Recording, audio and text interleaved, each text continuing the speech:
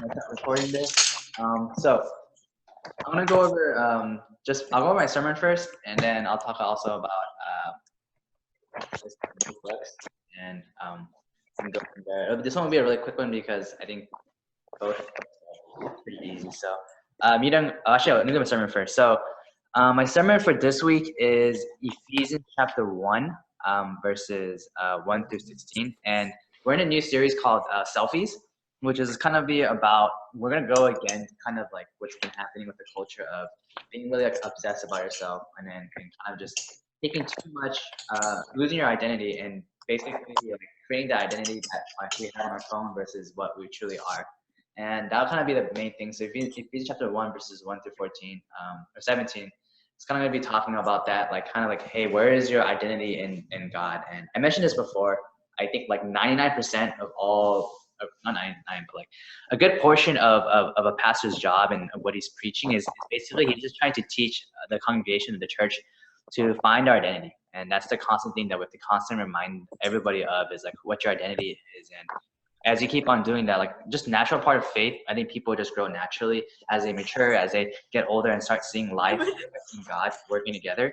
So that's what my sermon is going to be about, talking about just kind of the where is identity, and how much is other things influencing us? How much is God influencing our identity versus how much is the world influencing our identity? And the world I'm going to be talking about is like social media, but also like what our friends say, what our parents say, what we say to ourselves, just the things that aren't really from God and that's slowly defining who we are and stuff like that. So we'll be talking about that just for my sermon this Sunday. Do you guys have any questions about that? No, cool. So everybody else, we'll be going over the follow me portion. Cool.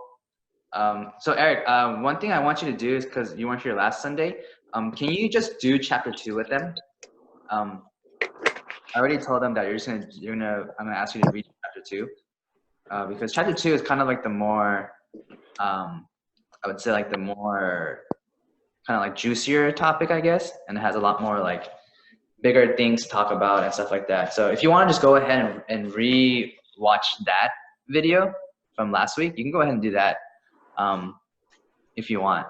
Yeah, rather than you just having to redo it. But yeah, so if you can just redo chapter 2 and then also kind of just talk a little bit about chapter 3, and then next week just go to chapter 4 and just go from there. So kind of just do chapter 2 and chapter 3 together, and we'll go ahead and do that.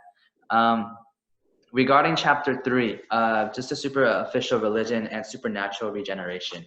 The main thing that's kind of going to be talking about regarding this chapter, and I'm going to try to hit that during my sermon, is there's a part where in supernatural overflow, it says, if you are truly a disciple of Jesus, you will be supernaturally compelled to make disciples of Jesus.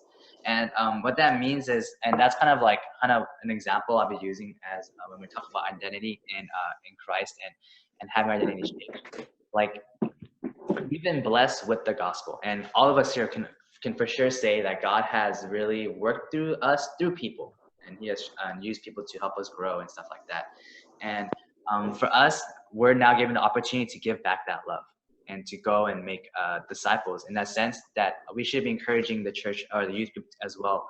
This desire to get friends and tell them about God and encourage them to grow in Christ, that is something that we should do naturally as we are saved. Like, that's a part of all of us. It doesn't have to be like 10 million people. It doesn't have to be like 30 people.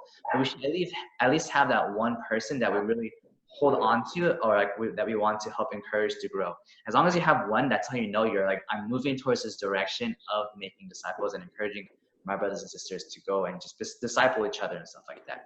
So we're going to kind of just be talking about that, and learning to just use one another and to grow with one another and have that unity and also push each other to grow spiritually. I think all of us can also say as well that, like, for us, growing together is a necessity thing for us. Like, growing together, having brothers and sisters in Christ that are with us, like, that's part of what we need and for us to grow as Christians. And I think I've talked to you guys, I've talked to other people as well, like people who try to do it by themselves and like kind of like shut down and push themselves away from church and push themselves away from a growing community. It kind of has like a negative effect. It makes things worse. We start feeling lost.